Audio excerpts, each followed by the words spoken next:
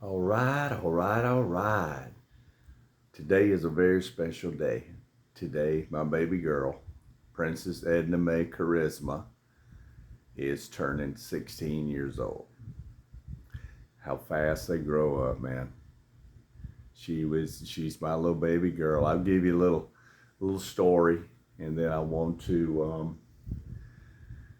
I'd like to go in and maybe show some pictures. It may not be the most professional editing, but if I can get it out there to her and to all you people to see how special she is, I'd really like to share this with everybody because I'm going to tell you there's nothing greater than being a parent.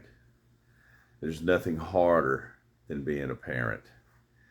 I remember when she would fall down and skin her knee or something, I could actually just feel the pain shudder through me because I know how it felt, and you can't stop it at that point. So yes, she was born here in Philippines. She was born at home. Her grandmother actually delivered her at our house. I was actually on the way to. We had a sorry store here. Talking about work, everybody wants to know about business. We were hustling and getting it. I had to go get supplies, so I took off that morning and got a call, and they said Princess is coming. The baby's coming. So it was like 9 o'clock in the morning. So I had my arms full of snacks and drinks and candy and everything on my motorcycle. So I raced back home. Um, Elvis, my little 2-year-old son, was standing at the end of the bed, with his eyes like this because she was coming. I mean, her head was already out. And I remember her mother, who didn't speak any English, was yelling something. And I was like, what? Well, what's going on, man? You're freaking me out. You scare me. What's happening? And to come to find out, she was trying to tell my wife to push because she said Princess was turning blue. And I'm like, oh my God, what am I going to do here? I had no idea. No idea, man. Just totally winging it. So, anyway, they finally got her out. And it's just amazing having a baby girl. I remember her first steps. She was 9 months, I believe. And I was sitting on the couch and I was eating a snack. This was here in the Philippines. I was eating a snack and she climbed up. She pulled herself up on my knee and she climbed up on the couch, pulling on me to get up there because she wanted that food. And she has always loved food. She told me, Daddy, when we moved back to the Philippines, she said, I don't care as long as I can eat good food. So I said, okay. I said, that's fine. So anyway, to continue further with this wonderful story, I was working at night. I was working doing DJ work here and delivering karaoke machines and whatever we could do to make it. Whatever we could do to make it because I did not want to go back and leave my family. So anyway, I would wake up, maybe 10 o'clock in the morning. And Princess, I think she was two. Yes, she was two or three. She was 3 years old then, I think. And she would come upstairs. She would bring my breakfast in bed, and I would eat. We'd sit there and play and stuff. And then, I'd give her the plate and she'd go downstairs. And then she'd come back upstairs and she'd jump into bed with me, and we'd both go to sleep. And I'd wake up, an hour or so later, and she was gone. I never hear her slipping out the door. So I mean, she's always been that way as far as trying to do for people. She has the most tender heart in the world, but she's also a girl boss, which I've tried to instill Southern values, principles, and how to take care of your damn self. I done taught her self defense. I told her, I said, sometimes you get one chance. So, take it, baby. So anyway, she grew up here, we used to deliver karaoke machines, and we had a multi-cab, and it had a little bench in the back. So we would push the karaoke machine, which basically looks like a jukebox for those who don't know out there. We would push it up close to the cab, and then behind it was the little bench. Well, Princess would crawl up in there because she wanted to ride in the back while we were delivering it. So we'd deliver the karaoke machine, and then when we would pull the machine out, we would look in there, and she would be dead asleep in the hot, burning summertime here, just wringing wet with sweat. And I'd pick her up, and I'd carry her upstairs and put her into bed. So, I mean, those were some of the most special times. She was cocky from the get-go. I remember we went down to the beach one time, and she was pissed because she didn't get to ride on the front of the motorcycle sitting on the basketball, which on these moped bikes, that's a common thing. It used to be. I don't see a lot of it now, but it really used to be a common thing. So she got mad because Elvis got on the front and she didn't. So, anyway, I told her, I said, well, she didn't want to go to the beach, and she wanted to pout. I said, okay. I said, fine. I said, just sit there and pout then. I told myself, I said, she'll be down there in a few minutes, hard head, she'll be down there in a few minutes. A few minutes came and went. Well, of course, I'm daddy. I got a little worried. I went back. Hell, she wasn't there. And I was like, what the hell? So I went out on the road and looked down the road. Hell, I seen her. She's way down the road. Like damn, 250 feet, whatever. She was just a strutting, going back to the house. She was pissed. She said, I'm going home. I went down, I grabbed her up, and I said, what'd you do? And she said, I'm going home. I'm like, girl, don't you ever do that to me again. Don't you ever run off like that again and make your daddy worry like that. I said, girl, I said, I can't save you if I don't know where you're at.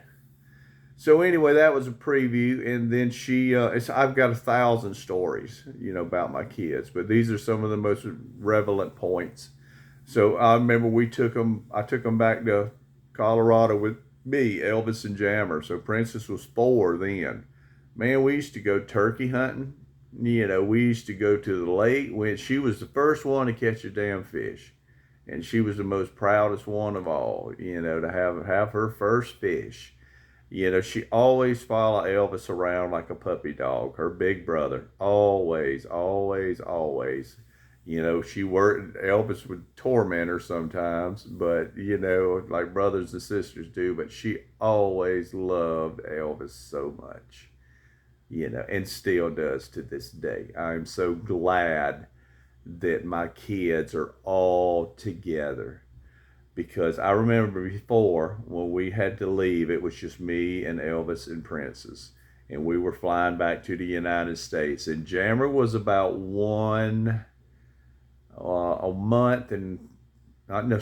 year and 2 months old, something like that, 3 months old. And we had to leave, me, Elvis, and Princess, because we were still waiting on paperwork for Jammer and Richie. So, I remember I told Richie, I said, I can't watch him cry if we leave. Or I said, I won't be able to do it.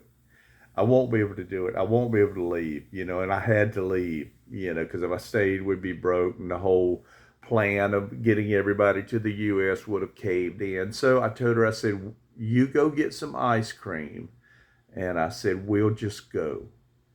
So Richie told me after we left, Jammer came back and he was looking for Princess and Elvis and me in the house.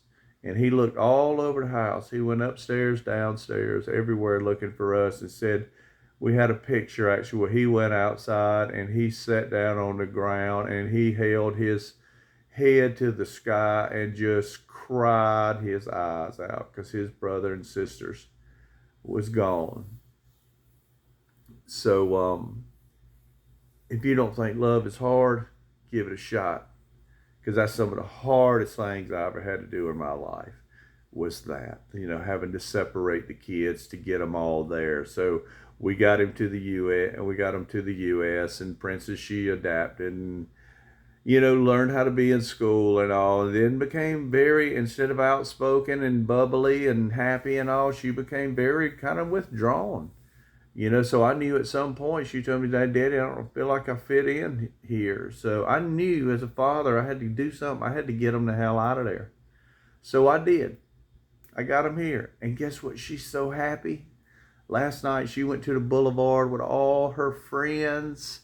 They had flowers and there's graduation. And she's just like, this girl is so, my friends are so funny. You know, and she would have never had that there. I know. I lived there. I lived there damn 58 years of my damn life, and I saw the way that place changed. So anyway, this is not the most professional way of doing it, but I was just gonna shoot a few pictures, kind of flip through the scrapbook so you can get an idea of what my baby girl was really like. This is me and her when we were in Philippines before. She was probably, I think, 2 years old. That was me, the hooligan. I was 42, I believe, then. So anyway, this is her, always with daddy, always with daddy. You know, it was always butterfly kisses and loving my neck, you know, and God, that's just the best thing in the world. Now here's some others. This was her when she was young. This is when we first left. I had to go back. That's her and her brother Elvis. There was another picture of Princess. Believe that was Donna. She was the neighbor. She was always had the curliest hair. Her hair was just curly as it could be. And this is her now.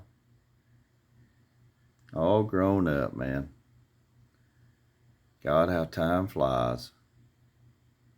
So I'm going to tell you what out there, guys. If you're coming here, are you there, you're anywhere in your world, if your kids are in your life, you got everything, man. You got everything. So we're going to do another video today because me and my daughter are just totally alike.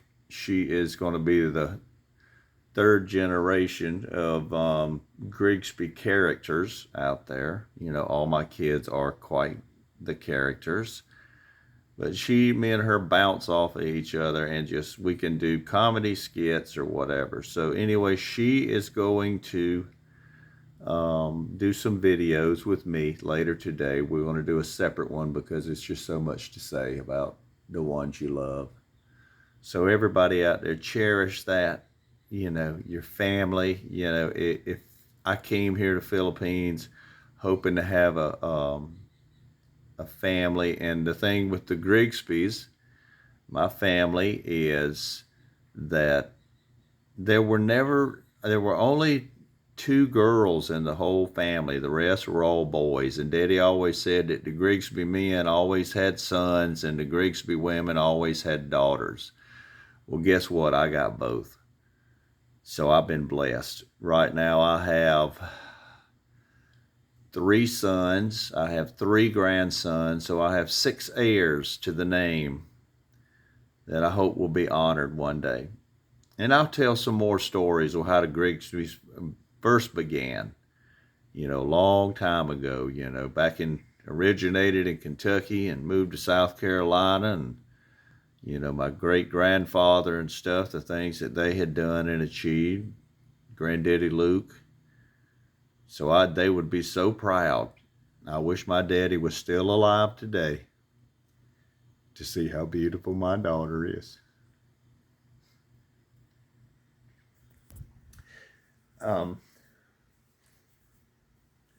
Thanks so much for watching. Have a great day.